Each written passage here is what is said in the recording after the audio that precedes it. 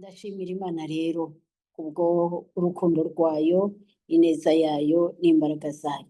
Turacyari mu ijambo ry'Imana, turacyakomeza kurebera hamwe uburyo amarangamutima yacu dukwiriye kuyafungura kugira ngo ibyo twafungiranye bituma bihemukira ubuzima bwacu, ibyo twafunze biriho biratuma tudatera intambwe, tutaguka, dutsindwa, ibyo byose tugira igihe cyo kuvuga ngo ibyo turakinguye, ubwenge bwacu bwadindiriye ahantu hamwe turakinguye, ubwenge bwacu bwadindiriye mu burere twabayemo turakinguye, mbese muri make tuzi neza ko iki ari icyumweru cyo gukingura bya bindi byose twakingiranye bikaduhindukana, bikadubera abanzi bacu.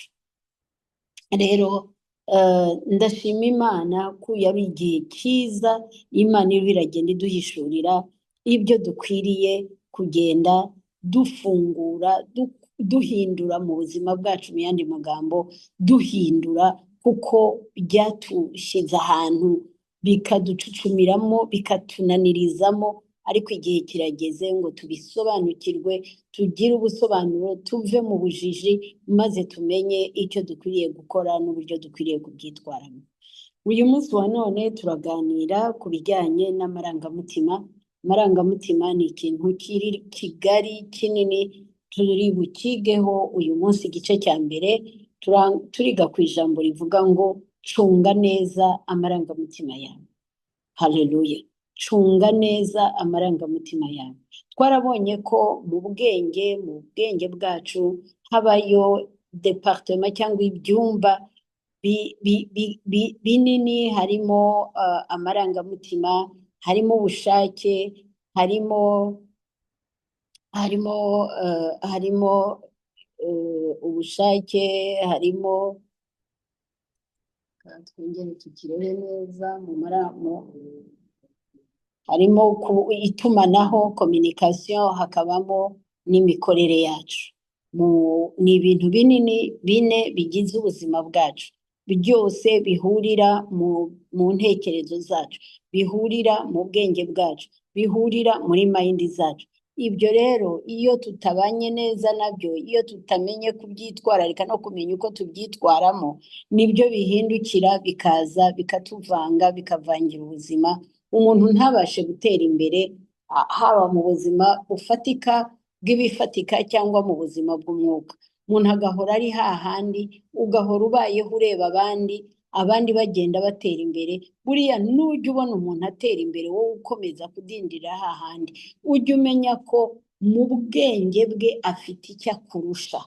Icyo mvuga kurusha, ntutekereze cyane amashuri, kuko abantu baradindira kubera mayindi zabo zifungiye ahantu runaka, ari abadogiteri, ari abaprofeseri, ari abantu bize baminuje, ariko ugasanga ubwenge bwabo, mayindi zabo ziboheye ahantu runaka, bigatuma adashobora gutera imbere, kandi amahirwe menshi ari imbere ye, ayabona imbere ye, ariko ntabashe kurenga umutaru. Niyo mpamvu rero iki cyumweru ari icyumweru gikomeye ku buzima bwawe, kugira ngo umenye aho ugomba gutunganya, umenye aho ugomba gusohoka, kugira ngo ugire aho winjira.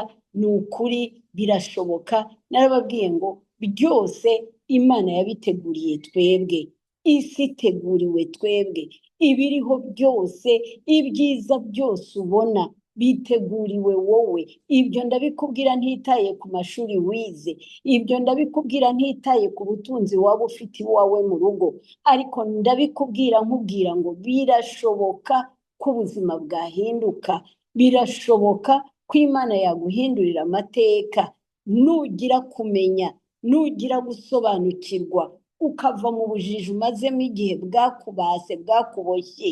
Ibyo nubisohokamo biraza kugufasha kugira ngo usobanukirwe icyo ukwiriye gukora mu gihe nk'iki, maze wagurirwe imbago, izina ry'Uwiteka rihabwe icyubahiro.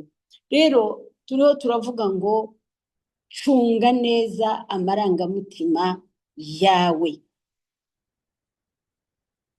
cunga neza amarangamutima yawe. Amarangamutima yawe nayo agomba gucungwa neza kugira ngo Imana ikwagurire imbago. Amarangamutima yawe ugomba kuyacunga neza kugira ngo Imana ikwagurire imbago, kandi ikwagurira imbago mu buryo busobanutse. Ariko hari igihe wakwibaza ngo ariko Imana kuki ivuga ko hari icyo nanjye ingomba kubanza gukora gutya kugira ngo ikore gutya? None se Imana ntishobora byose? None se Imana ntiyafungura ayo marangamutima yanjye, cyangwa ntiyahindura imitekerereze yanjye nkabasha kugera aho ishaka ko ngera? Mwene data, natangiye nkubwira ko uri umufatanyabikorwa n'Imana. Rero ni ukuvuga ngo muri ubwo bufatanyabikorwa Imana iragukeneye, nawe urayikeneye, kugira ngo byose bikoreke mu nyungu zawe ahanini. Kuko ku Mana, Imana iragukeneye kugira ngo igukoreshe. Imana uyiheshe icyubahiro. Ariko mbere y'uko uhesha Imana icyubahiro, icyubahiro kiba cyabanje kugera muri wowe, kiba cyabanje kugaragara. Iyo kigaragariye muri wowe, ni ukuvuga ngo wowe wagisogongeye, wakigotomeye. Imana yacu ihabwa icyubahiro. Reka rero tujye ku ijambo riri mu Bikorinto ba mbere igice cya 6 ku murongo wa 19 n'umurongo wa 20, twibaza ikibazo turi busubizemo hasi aha: kuki Imana ishaka uruhare rwacu kandi ari Imana ishobora byose? Reka iki kintu tubanze tugikureyo. Ahari no mu byo twize ejo ushobora kuba warakomeje kugitekerezaho, dutekereza ku mahitamo, ukumva ko atari uruhare rwawe rwari rukwiye kubaho, ahubwo kuko ni nako tubayeho, ujya wikubita mu bintu ari wowe wakoze amahitamo yawe, warangiza ukagaruka inyuma ugashinja Imana. None se Imana biriya ntiyabirebaga? None se Imana ntiyashoboraga kumpindurira? None se Imana ntiyashoboraga kungarura? Nyamara Imana itugarura buri munsi, ariko kubera impamvu zacu bwite n'inyungu zacu bwite ntibishoboke. Kuko iyo ujya gukora ikintu, mwene data, buriya amahitamo adutungura ni makeya. Inshuro nyinshi ni ibintu tubanza gushyira ahantu, tukabifatira igihe, tukabyigaho, tukabicurika, tukabicurura, tukaza kugera igihe tubifatira umwanzuro. Rero cya gihe cyose wabitekerezaga, wabicurikaga, ukabicurura, ukabyita amazina, ukabisiga amavuta, kiriya gihe Imana yaravuganaga nawe. Yewe n'umwuka w'Imana muri wowe yarakubwiraga ko ibyo bintu ugiye gukora bidakwiriye, ariko bikarangira uvuze ngo nabitekereje ndabikora. Imana itubabarire kandi turengere. Aho siho ndi bugaruke, ariko nuko no mu bijyanye n'amarangamutima ngiye kuvugaho, nabyo dukeneye ifatanya ryacu n'Imana. Ntutekereze ngo niba ugiye kuvuga nabi, ngo hari igihe tujya dusenga amasengesho ngo Imana ishyire marayika ku munwa wayo, tukabisenga, ni ukuri ishyire marayika ku munwa, ariko hari igihe ujya kureba ugasanga amarangamutima yawe yabaye maremare ku buryo marayika keretse agukubise. Imana itugirire neza. Ugakirana n'ikintu ngo ndabiretse, ngo ntabwo ndi bibivuge, ngo ndabiretse, ngo reka mbivuge n'ubundi nabitekereje. Ukaza kurangiza ubivuze, ahari uriya ni wa marayika washyize ku munwa wawe mu gitondo, yari arimo arakubwira ati ariko iyo urabivugira iki koko? Wacecetse mbabarira, ukabanza ukabitekereza. Reka mbireke, reka ndeke kubikubwira, ndacecetse. Mu kandi kanya ngo reka noneho nanabivuge, n'ubundi ni hahandi nabitekereje, n'ubundi nabivuze. Imana itubabarire. Dukirana n'Imana umunota ku wundi, iminsi ku yindi, ariko ibi byose ndatekereza ko bigiye kugira uruhande byerekeramo. Ndatekereza ko hari aho tugiye kuva, hari n'aho tugiye kujya. Abikorinto ba mbere igice cya 6 ku murongo wa 19 n'umurongo wa 20 kugera ku wa 20, haravuga ngo mbese ntimuzi yuko imibiri yanyu ari insengero z'umwuka wera uri muri mwe, uwo mufite wavuye ku Mana, kandi ntimuri abanyu, ngo mwigenge. Haleluya. Ntituri abacu ngo twigenge. Muntu w'Imana, Imana ikurema ntabwo yakuremye ku bwawe. Icyo mujye munyemerera ngo isubiremo buri munsi, kuko niba ari ikintu kitunanije muri aka gakiza, tunanijwe no kumva yuko turi abacu, tunanijwe no kumva hari n'igihe tugera tugashaka ko Imana ibikora uko tubyumva, Imana ibikora uko tubitekereza, aho kugira ngo tugendere mu murongo w'Imana, ahubwo tugashaka ko Imana igendera mu murongo wacu, nk'aho wagira ngo Imana iriho ku bwacu. Imana ntabwo iriho ku bwacu, ahubwo twebwe turiho ku bw'Imana. Haleluya. Imana ni umuremyi wa byose. Imana niyo yabayeho imbere y'ikindi kintu icyo ari cyo cyose, irangije ibindi byose igenda ibishyiraho ku bwayo, kubw'umugambi wayo, ku bwa gahunda yayo. Yari ifite papasi hejuru y'ubuzima bwawe imbere y'uko ikurema, ngo wari uri mu bitekerezo byayo. Kubera iki? Imana irema isi guhera mu itangiriro igice cya mbere ku murongo wa mbere, yari igufite wowe, yari yarabigambiriye, yari yaragendereye yuko ibi bintu byose iriho irarema, ibirema mu buryo bwo kugira ngo umuntu uzabibamo, umuntu uzaza kubituramo, umuntu Imana izaremera kuyituza muri ibyo bintu, azagubwe neza, azakora umurimo azanywe no gukora neza. Haleluya. Imana yacu idutabare kandi turengere. Bene data, turakeneye, hari ibintu byinshi dukeneye kumenya no gusobanukirwa, maze ubuzima bwawe bugahinduka, ubuzima bwawe bugahinduka. Imana rero yakuremeye iki wowe? Imana ikurema, mwibuke neza ko hari abantu babiri baremwe. Umuntu wa mbere ni umuntu w'umwuka, tubona mu itangiriro igice cya mbere 26. Imana irema umuntu mu ishusho yayo ngo ase nayo. Haleluya. Ngo ari mu ishusho y'Imana niko yamuremye, umugabo n'umugore niko yabaremye. Ni ukuvuga ngo hari umuntu w'umwuka yaremwe mu ishusho y'Imana, ahabwa kamere, ahabwa karagita y'Imana. Uwo nguwo ashyirwa aho ngaho. Hanyuma turaza kubona umuntu waremwe mu itangiriro igice cya 2 ku murongo wa 7, aho tubona Imana irema umuntu mu mukungugu wo hasi, irema umuntu mu mukungugu wo hasi. Mwene data, ibi bintu bibiri tugomba kubimenya kandi cyane, kuko birahindura imitekerereze, birahindura imigendere yacu, bigahindura n'imirebere yacu. Ngo irema umuntu mu mukungugu wo hasi. Iri jambo riri mu Bikorinto ba mbere 6:19 haratubwira ngo, mbese ntimuzi yuko imibiri yanyu ari insengero z'umwuka wera uri muri mwe? Haleluya. Uri muri mwe. Ni ukuvuga ngo wa muntu wo muri mu itangiriro 2:7 waremwe mu gitaka, ari w'uyu muntu w'umubiri dufite, uyu yaremewe kugira ngo acumbikire wa muntu w'umwuka waremwe mu itangiriro 1:26. Uwo muntu rero yavuye ku Mana, ari we muntu w'umwuka, acumbikiwe n'uyu muntu w'umubiri waremwe mu gitaka. Rero ni ukuvuga ngo uriya muntu w'umwuka niwe yaje mu isi kugira ngo agire imirimo akora, imirimo Imana yamugeneye gukora. Umwe mu mirimo nuko ari nawe ukomeye, uri hejuru y'ibindi byose, ni uguhesha Imana icyubahiro. Ni ukuvuga ngo wa muntu uri mu ishusho y'Imana niwe ugomba gukorera muri iki kibiri, ahesha Imana icyubahiro. Haleluya.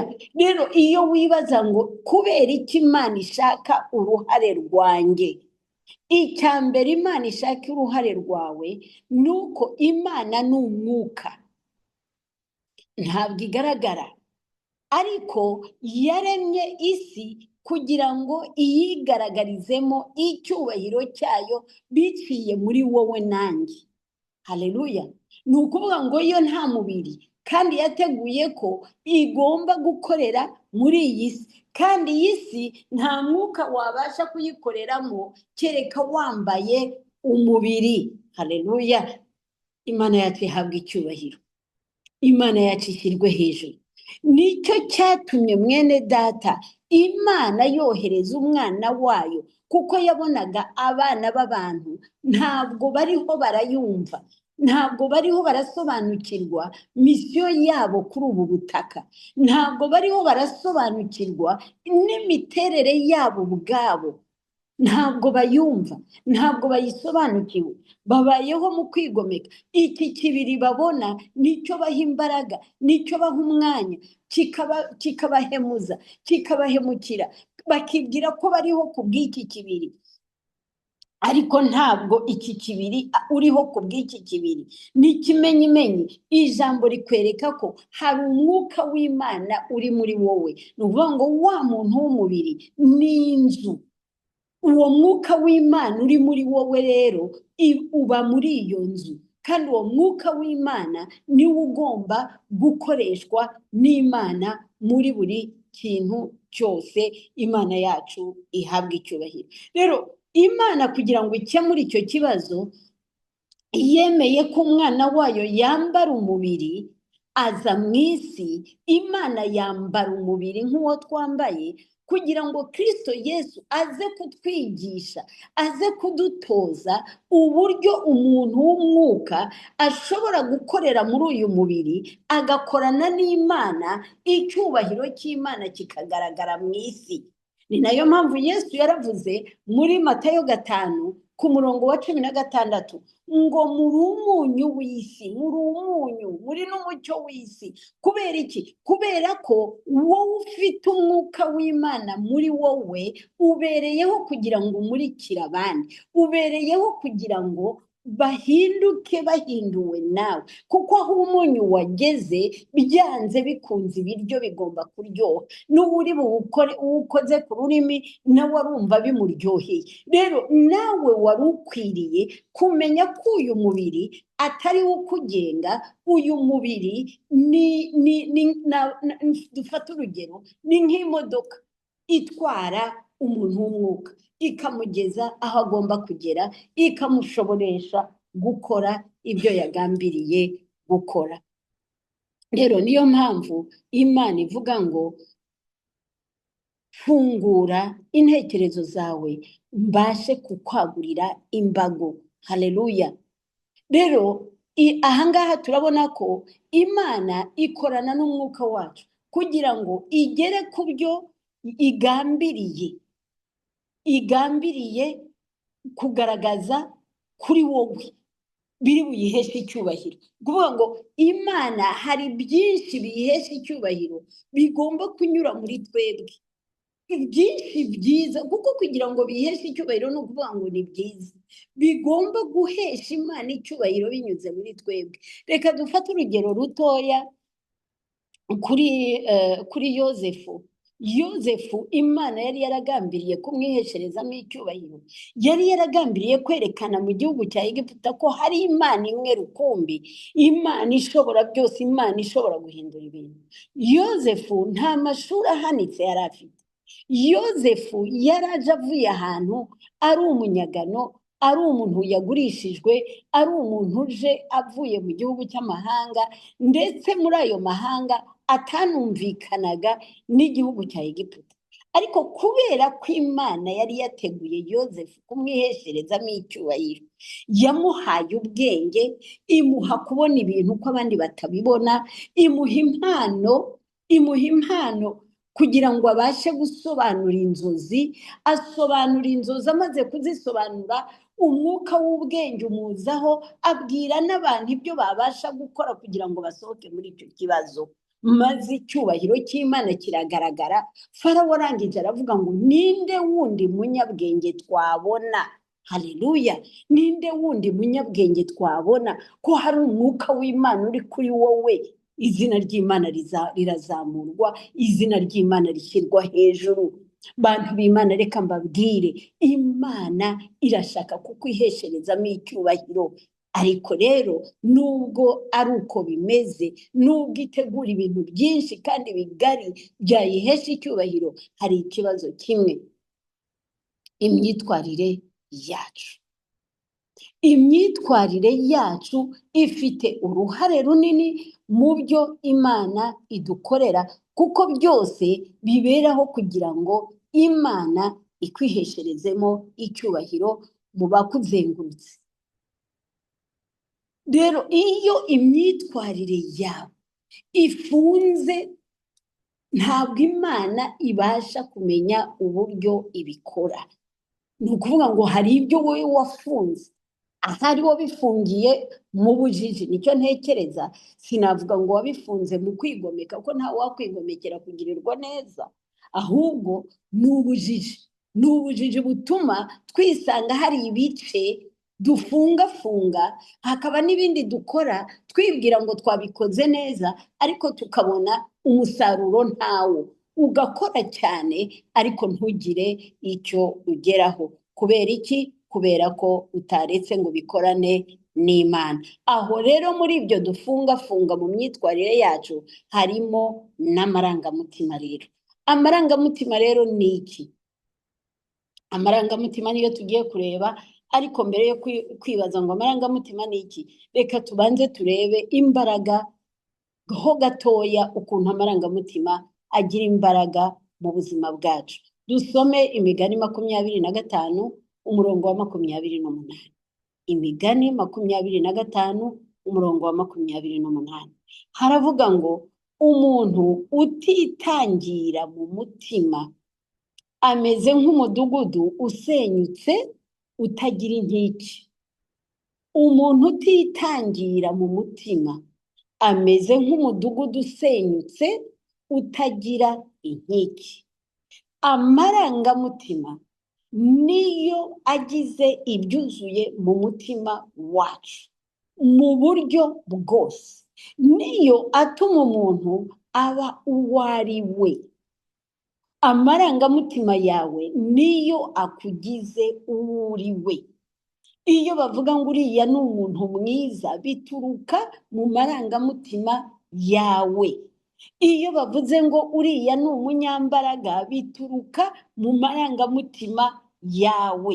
Iyo bavuze ngo uriya muntu arihangana, bituruka mu marangamutima yawe. None ijambo ry'Imana riratubwiye ngo umuntu utitangira mu mutima, mu yandi magambo ni nkaho navuga ngo umuntu utazi gucunga amarangamutima ye, ngo ameze nk'umudugudu usenyutse utagira inkike. Ubwo ni ukuvuga ngo ni umudugudu wasigaye wambaye ubusa, wasenyutse, urangije wambara ubusa ujya ku karubanda. Amarangamutima rero niyo mu yandi magambo atuma dushikama, atuma dukomera, atuma duhagarara tutanyeganyega. Iyo rero tudashoboye gutunganya ya marangamutima ngo tuyacunge neza, turasenyuka kandi tukajya ku karubanda, tugakorwa n'isoni, tugasigara dusa nkaho tutagira ikidukingiye. Imana rero idutabare kandi iturengere. Amarangamutima rero ni iki? Amarangamutima ni uburyo umuntu ashobora guhuza ibyo yumvise cyangwa ibyo atekereza n'uburyo asubiza mu magambo cyangwa mu bikorwa. Guhuza amakuru wumvise cyangwa ayo watekereje, ukayahuza n'uburyo uri busubize. Gusubiza buriya ntabwo abantu basubirisha akanwa gusa. Ushobora gusubiza mu magambo cyangwa ugasubiza mu bikorwa. Ni ukuvuga ngo ugomba kumenya uburyo uza guhuza ibyo bintu. Rero ni ukuvuga ngo amarangamutima ni bwa buryo ibyo bintu bibiri biri bugerageze guhura. Biri bugerageze guhura. Kuko hari igihe wumva ntufate igihe cyo gutekereza ngo ufate bya bindi wumvise, ubigerageze kubyinjiza muri process, mbese kubyinjiza mu bwenge bubiyungurure neza, maze ubone uko utanga igisubizo, niba ari icyo mu magambo cyangwa ari icyo mu bikorwa. Reka mfate urugero, ngira ngo niho byabasha kumvikana. Umuntu araje, reka dufate urugero rwa Bibiliya, nirwo rujya rukunda kugira imbaraga. Yobu baraje baramubwiye bati, abana bawe bari bari mu nzu, bari mu birori, haza umuyaga, inzu irasenyuka, none bose barapfuye, nta n'umwe usigaye. Ayo ni amakuru ahawe. Ya makuru ahawe hari ahantu mu bwenge bwe ari bujye. Noneho hahandi ari bujye niho hari bufate umwanya wo kuyayungurura, wo kuyakoraho. Noneho nyuma yo kuyakoraho abone gutanga igisubizo. Ahari araza kuvuza induru, ahari araza kwirukanka ajye kureba, ahari araza gutukana. Mbese hari uburyo agomba kuza kwitwara. Uburyo rero bw'imyitwarire ari bugire nyuma yo kumva ya makuru, na nyuma yo gutegereza ko byicayura cyangwa bigira umuyoboro bicamo kugira ngo ubiyungurure ubihe umurongo. Ibyo nibyo bigaragaza ya marangamutima yawe. Rero hari igihe umuntu atemera gutegereza ko amakuru yumvise cyangwa yatekereje ngo ayahe wa mwanya wo kugira ngo yiyungurure, yisetinge, yishyire ahantu runaka, akorerwa, atunganirizwa, maze abone igisubizo, ahubwo akihutira guhita asimbuka agatanga uko abyumva ibisubizo, akavuga uko abyumva, byaba akabikora uko abyumva cyangwa akabivuga uko abyumva. Rero amarangamutima ni ikintu gikomeye mu buzima bw'umuntu. Uyu munsi turareba uburyo amarangamutima adufunga, twifungirana kubera amarangamutima. Ejo tuzareba uburyo icyo twakora kugira ngo amarangamutima adakomeza kudufungirana. Amarangamutima rero agizwe n'ibintu bibiri, navuga ngo ni nk'ibyiciro bibiri, kategori ebyiri. Hari amarangamutima meza, ariyo mu ndimi z'amahanga tuvuga ngo positive emotions, amarangamutima meza. Ayo marangamutima meza ni nko gukunda, ni nko kwishimira abantu, ni nko kunezerwa, ukaba unezerewe, ukaba uguwe neza, ni ugutuza. Ayo yose n'ibindi nk'ibyo byose ni amarangamutima meza, ni positive emotions. Hakaba n'amarangamutima mabi, ariyo negative emotions. Muri ayo marangamutima twavuga ko ari amarangamutima mabi ni nk'ubwoba, amahane, umutekano mukeya, kutihangana. Mbese ibyo byose ni amarangamutima twavuga ngo ni negative emotions, ni amarangamutima atari meza. Ayo marangamutima yose rero niyo agize imibanire y'umuntu n'abandi, ndetse ni nayo agize imibanire yawe nawe ubwawe. Agize imibanire yawe nawe ubwawe. Wowe uko uriho, uko utekereza, uko ubayeho, biraterwa n'amarangamutima yawe. Reka turebe amarangamutima uburyo ashobora gufunga umuntu. Amarangamutima uburyo ashobora gufunga umuntu. Icya mbere, amarangamutima ari indani mu muntu. Nk'uko twabibonye, amarangamutima atuye mu mutima w'umuntu, atuye mu mutima w'umuntu. N'amagambo yayo n'uburyo yitwa mu Kinyarwanda barabikoze neza, ngo ni amarangamutima. Ni ukuvuga ngo niyo agaragaza uburyo umutima wawe uri, uko umutima wawe uri. atuye rero indani mu muntu, atuye mu mutima w'umuntu.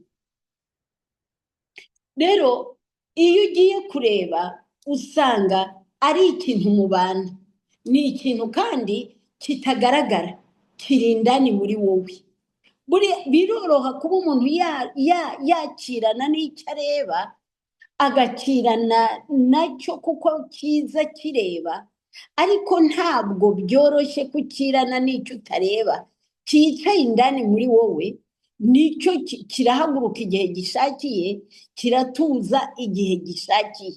Rero birasaba ko hari imbaraga tugomba kugira ngo ayo marangamutima yicaye indani muri twe, ntaba ariyo atuyobora, ahubwo aba ari twebwe tuyayobora. Aho rero bitugorera ni uko twisanga ariyo yatuyoboye kuruta uko twebwe dukwiriye kuyayobora. Imana iturengere cyane.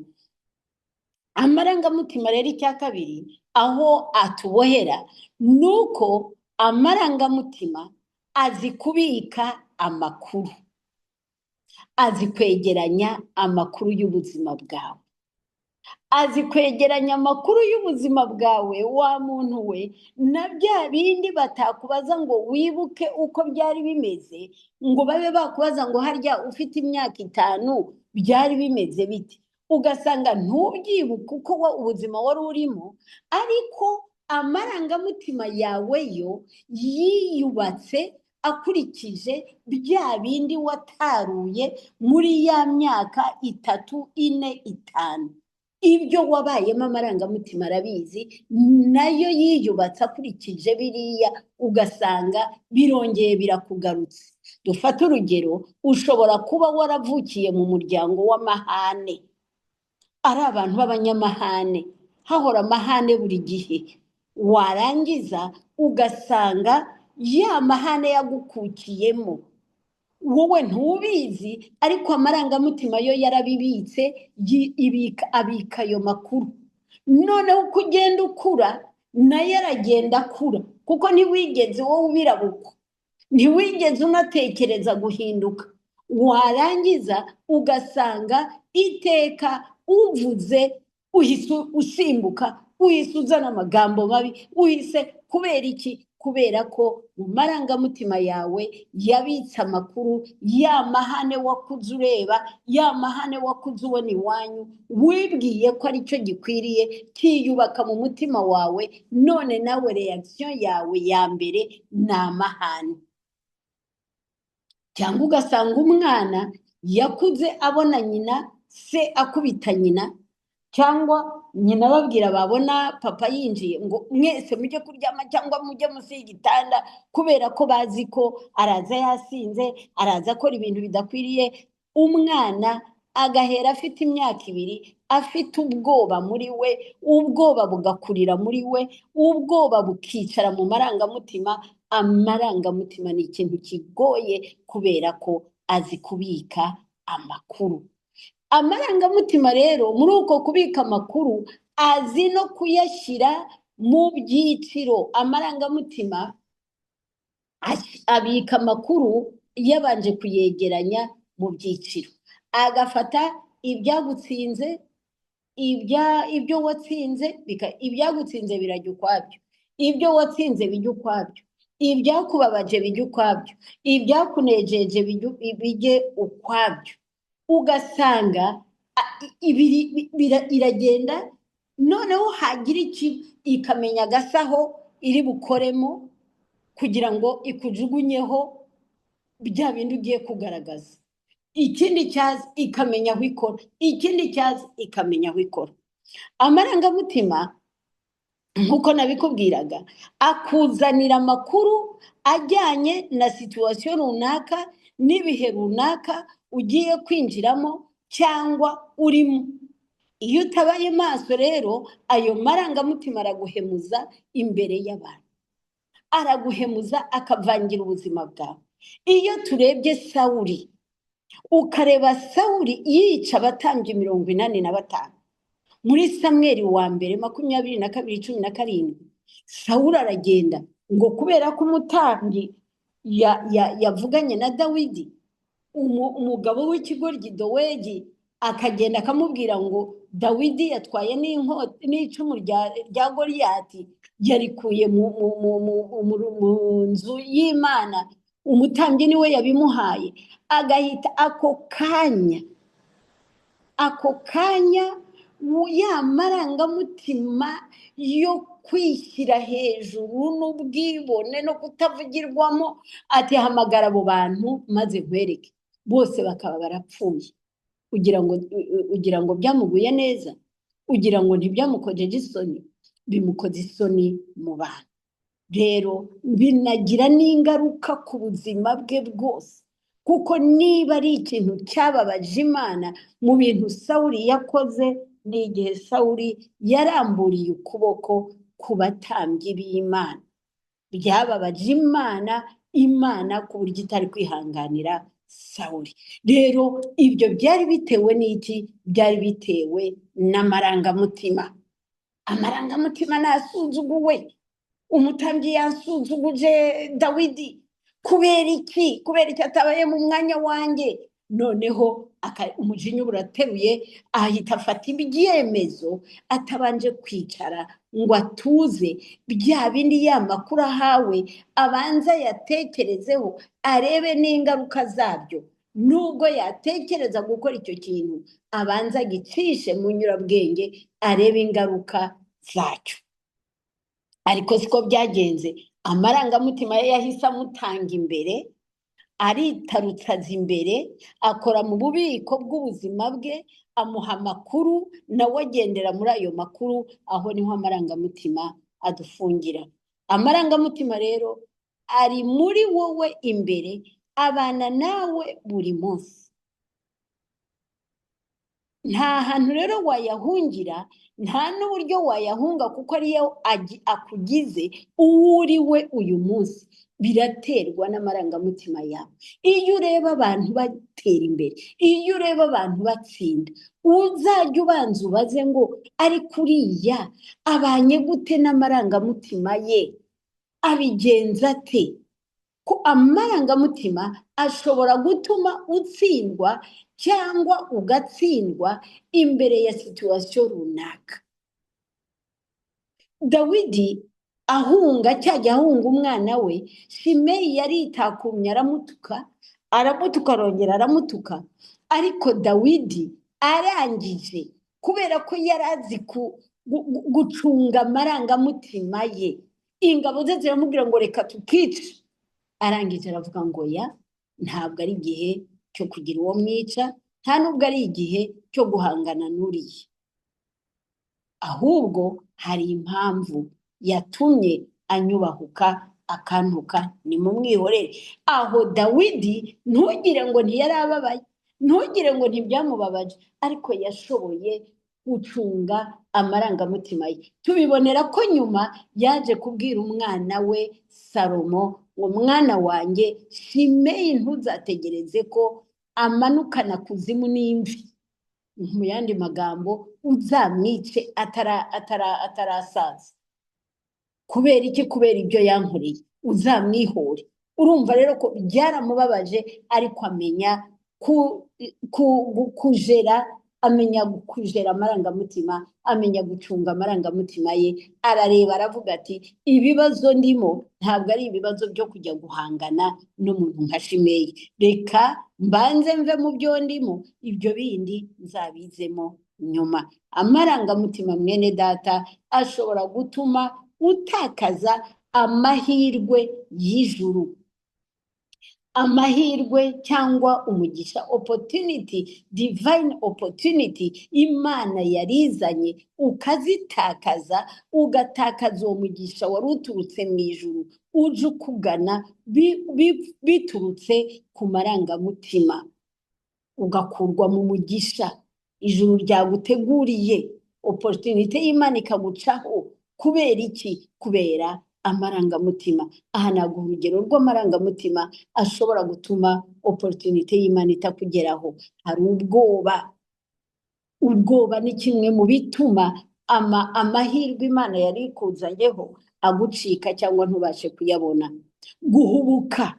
Guhubuka mwene data, umuntu bakamuhamagara ngo najye gukora ikizami cy'akazi, yewe ari akazi ke Imana yamuteguriye, yahagera agatangira kwiha gutegura ameza, ngo ariko hano hantu harimo ndabona ibi bintu biri muri desordre, ibintu bidatunganye, reka mbafashe.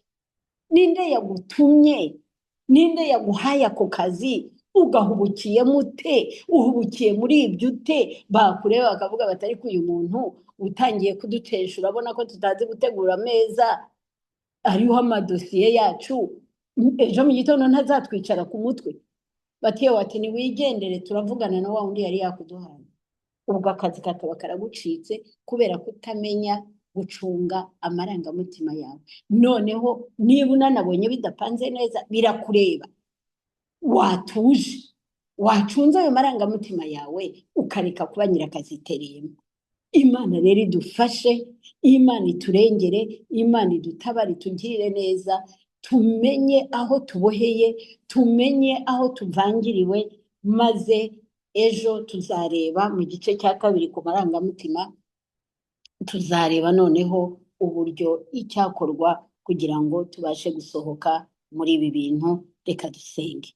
Data, mu izina rya Yesu Kristo Nazareti, Mana ya Abrahamu, Mana ya Isaka, Mana ya Israheli, yo Data, ni ukuri kujijwa bidukuye mu mahirwe, kujijwa bidukuye mu kugirirwa neza, biraturuhije, ariko dushoboze kugira ngo muri iyi minsi 21 yo guhangura ibyananiranye, ibyo byose twabohabohewemo, biturekure, tubihangure, tubisohokemo, twige kugenda mu buryo bukwiriye.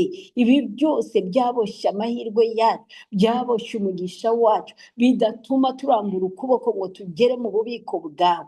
Mu izina rya Yesu, birekure ubuzima bwacu, birekure imibereho yacu, maze Data wera utugirire neza, tugendane nawe kandi tumenye kuba ab'umumaro, kuko waturemeye impamvu yawe kugira ngo tube inzu z'umwuka wawe. Reka rero umubiri ureke kuturenga, umubiri ureke kuba hejuru y'umwuka, ahubwo tumenye gushyira ibintu byose ku murongo. Urakoze Data wera, uha ubwenge abana bawe, ubashoboze, ubakure mu bujiji, ubamurikishirize umucyo wawe, maze izina ryawe rihabwe icyubahiro. Tuguhaye icyubahiro, tugushyize hejuru, mu izina rya Yesu Kristo Nazareti. Amen. Yesu abaha umugisha.